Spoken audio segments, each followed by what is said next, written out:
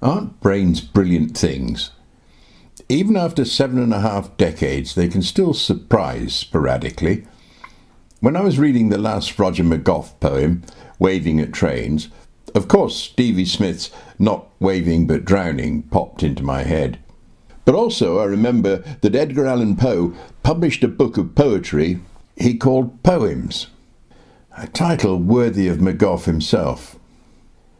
So, 2 Stevie Smith poems today, the inescapable Not Waving and Deeply Morbid, which is a wonderful poem about a lonely, disenchanted London secretary who finds permanent escape in her lunchtime visits to the National Gallery. Smith was herself a secretary, and her first book, a novel on yellow paper, was so called because it was written on the yellow paper from her office. Although a victim of depression and largely celibate, she didn't consider herself to be lonely. However, the last line of the poem is clearly heartfelt. Smith was played by Glenda Jackson in the 1978 film Stevie, which was based on a Hugh Whitmore play of the previous year. Not waving, but drowning. Nobody heard him, the dead man, but still he lay moaning. I was much further out than you thought, and not waving, but drowning. Poor chap, he always loved larking, and now he's dead. It must have been too cold for him. His heart gave way, they said. Oh, no, no, no, it was too cold always. Still the dead one lay moaning. I was much too far out all my life, and not waving, but drowning. Deeply morbid.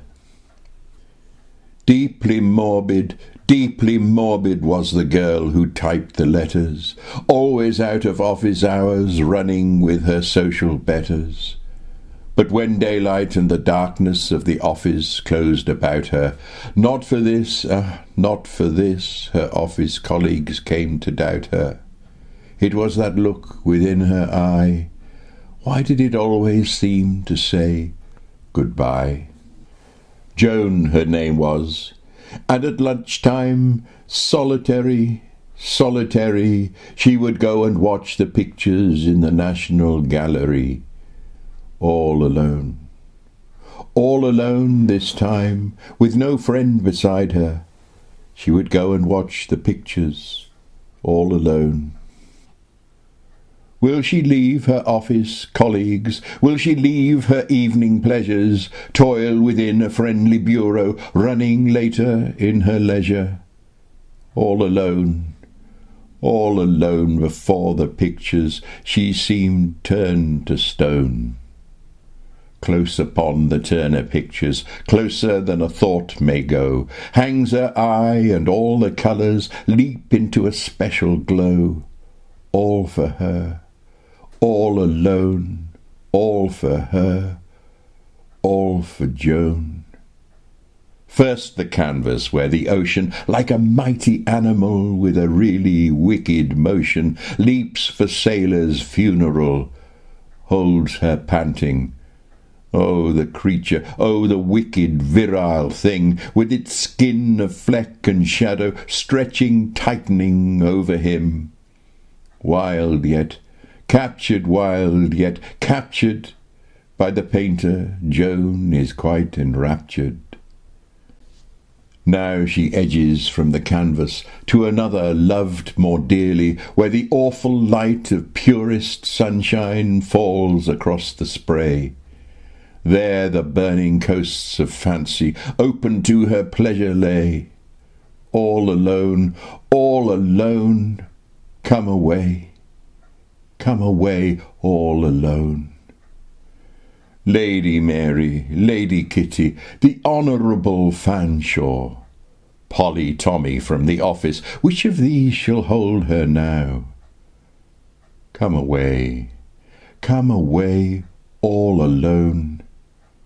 The spray reached out and sucked her in. It was a hardly noticed thing that Joan was there and is not now. Oh, go and tell young Fanshawe, gone away all alone.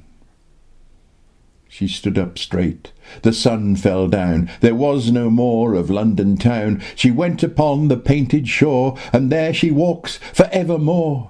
Happy quite, beaming bright, in a happy, happy light, all alone. They say she was a morbid girl, no doubt of it, and what befell her clearly grew out of it. But I say she's a lucky one to walk for ever in that sun, and as I bless sweet Turner's name, I wish that I could do the same.